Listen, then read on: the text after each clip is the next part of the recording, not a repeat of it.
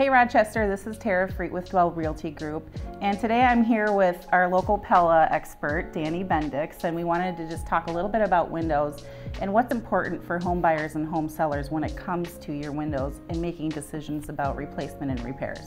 So Danny, in your perspective, when you're visiting a home and a seller's thinking about selling, but they maybe need some window repair or replacement, what are some common things that you run into or concerns that they have?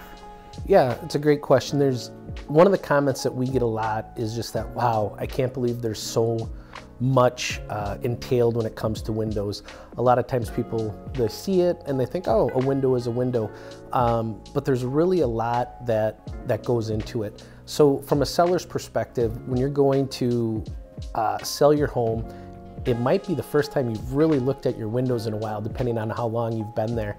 So a couple things that we would recommend just going around and operating all your windows.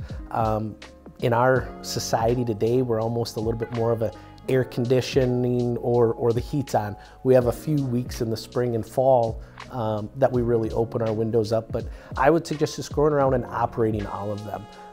Do they all open and close properly? Are there any safety issues that maybe need to be addressed, as far as like bedrooms and egress and escapability things?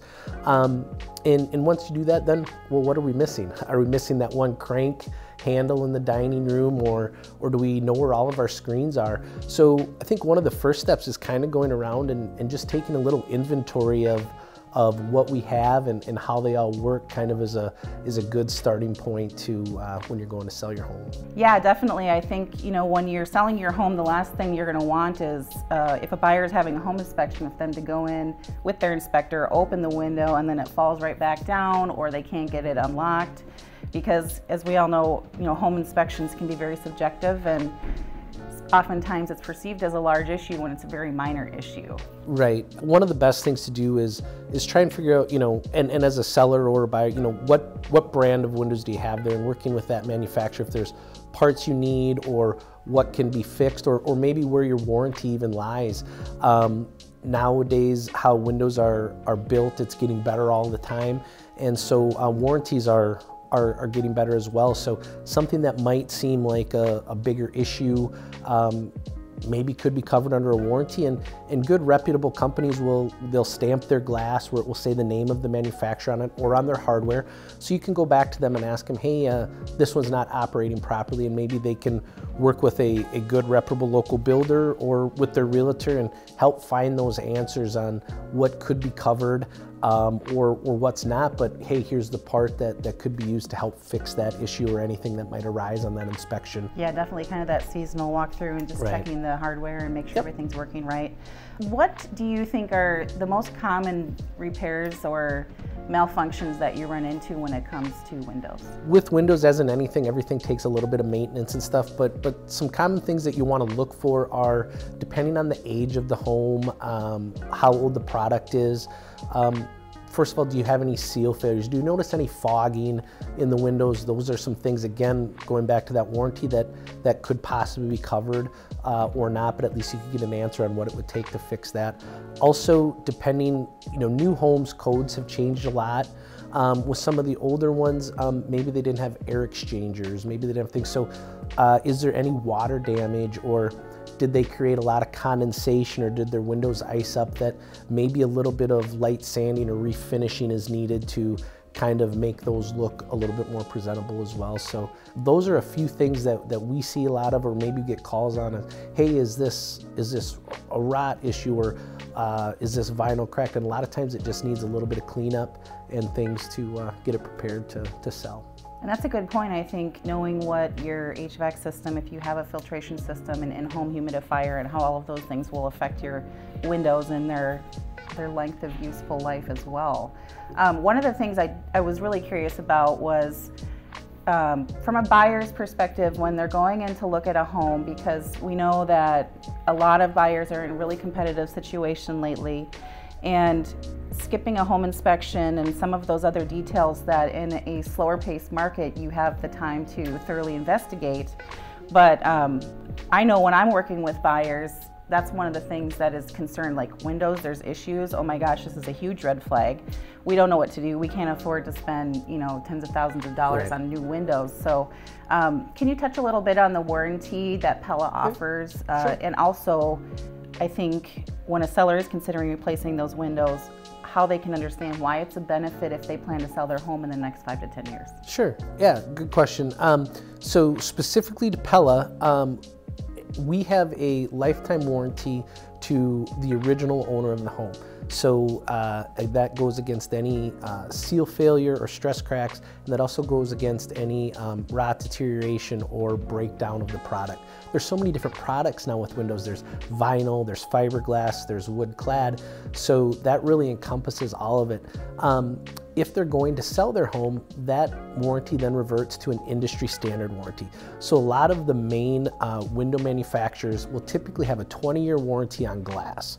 So that protects you against seal failures or stress cracks. And then they typically have a 10-year warranty against product breakdown or mechanical issues. So a good example would be if the original owner had Pella windows, let's say, and they lived in their home for 5 years, the new buyer, without having to do anything, would have 15 years left on their glass and would have 5 years left on their remaining warranty. So it would just revert to an industry standard warranty like all the other window companies. And the nice thing is they don't have to do anything to make sure that warranty is there. The reputable window companies will, again, have their name stamped in their glass. They'll have their hardware. So just by going out and looking at it, we could tell them, hey, here's the exact year it was built.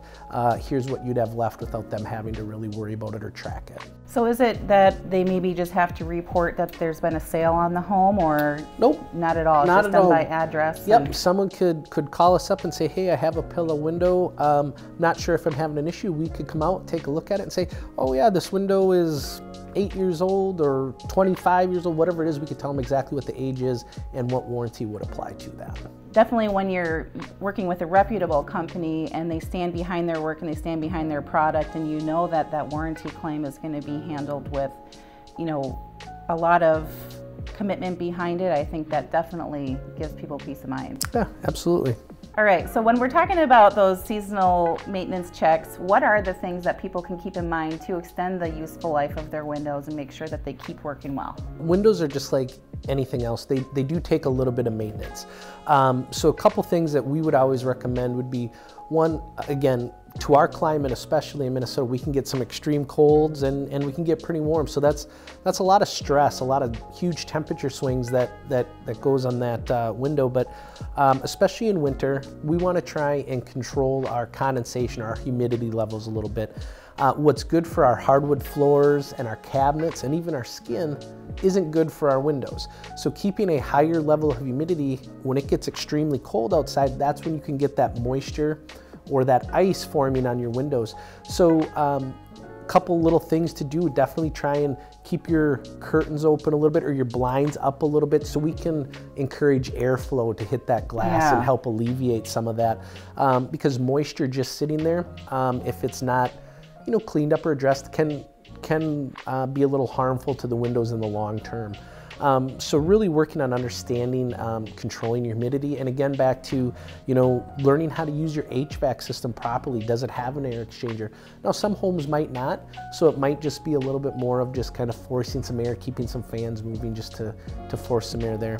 And then on the exterior a little bit every year or two, just kind of seeing how that caulk line is going, where the window meets the siding, that isn't breaking down, or what kind of condition that is in, because we want to make sure that from the exterior that window still has a nice seal to your siding and everything like that. So if you kind of keep up on a few of those little things, it definitely will help prolong the life of those windows for quite a while. I think that's great advice for anybody who has questions about it. And so if you have any questions about your windows, if you're thinking about selling your house and you're not sure what to do, if you should repair or replace something, give Danny a call. I think he's a great resource, and you know, Pella will be there to stand behind him as well and give you some great advice.